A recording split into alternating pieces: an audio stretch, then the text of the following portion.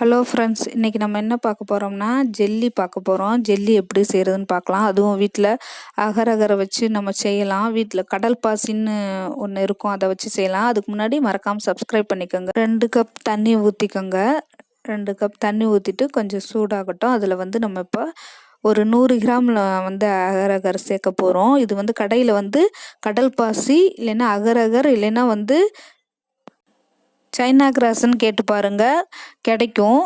இது வந்து ஒரு 100 கிராம் இருக்கும். அதில் போட்டு நல்லா கலந்து விட்ருங்க. இப்போ வந்து 1/2 கப் சுகர் போடுங்க. நல்லா போதுமான அளவு இனிப்பு இருக்கும். இதை போட்டுட்டு நல்லா கிளறி விடணும். நல்லா கலந்து விட்டுட்டிங்கன்னா அது வந்து நல்லா கரைஞ்சிரணும் எல்லாம். அந்த அகரகர் அந்த சுகர் எல்லாம் கரைஞ்சி நல்லா வந்துடணும். இது வீட்டிலே நம்ம வந்து கடையில் வந்து கலர் கலராக விற்கும், குழந்தைங்க கேட்கும். நம்ம வந்து வீட்டிலே வந்து செஞ்சு கொடுக்கலாம். இது ரொம்ப நல்லது, உடம்புக்கு குளிர்ச்சியை கொடுக்கும், உடம்புக்கு ரொம்ப நல்லது.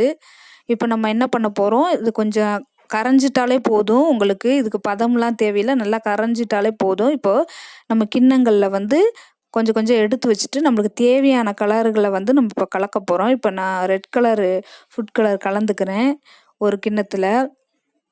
இப்போ ஒரு கலராக நம்ம வந்து கலந்துக்கலாம் ஃபுட் கலரு. அப்போ தான் கலர் கலராக நல்லா இருக்கும் பார்க்க. இப்போ என்கிட்ட வந்து ரெட் கலர் இருந்துச்சு, க்ரீன் கலர் இருந்துச்சு. ரெண்டையும் வந்து நான் வந்து கலந்து வச்சுக்கிட்டேன். தனித்தனியாக 2 பாகமாக எடுத்து வச்சு நான் கலந்துக்கிட்டேன். என்கிட்ட வந்து பச்சை கலர் வந்து பிஸ்தா எசன்ஸ் இருந்துச்சு, அதை நான் வந்து கலந்துக்கிட்டேன், பச்சை கலரும். இது ரெண்டையும் கலந்து தனித்தனியாக எடுத்துக்கிட்டு இப்போ என்ன பண்ண போகிறோம், ஒரு பாத்திரத்தில் ஊற்றிக்கோங்க. அது எந்த பாத்திரத்துலனாலும் நீங்கள் ஊற்றிக்கலாம். நான் வந்து இந்த பாத்திரத்தில் ஊற்றிக்கிட்டேன், இந்த டிஷ்ஷில். நீங்கள் வந்து ஊற்றிட்டு கொஞ்சம் நேரம் செட் பண்ணிடுங்க. ரூம் டெம்பரேச்சரில் செட் பண்ணிங்கன்னா கொஞ்சம் ஆறிடும். ஆறினோடனே இந்த மாதிரி கட் பண்ண வரும், சூப்பராக கட் பண்ண வரும். நீங்கள் ஃப்ரிட்ஜில் கூட வைக்கணும்னு அவசியம் கிடையாது. நார்மல் டெம்பரேச்சர்லேயே வச்சிங்கனாலே அது செட் ஆயிரும். செட் ஆயிடுச்சுன்னா இந்த மாதிரி கட் பண்ண வரும். அப்புறம் வேணால் நீங்கள் எடுத்து ஃப்ரிட்ஜில் நீங்கள் வச்சுக்கிட்டு குழந்தைகளுக்கு கொடுக்கலாம், தேவைங்கிற போது கொடுக்கலாம்.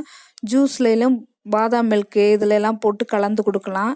தனியாகவும் இப்படி கட் பண்ணி குழந்தைகளுக்கு கொடுக்கலாம். ரொம்ப ரொம்ப பிடிக்கும் குழந்தைகளுக்கு. நம்ம இதை ஈஸியாக வீட்டிலையே செஞ்சிடலாம்.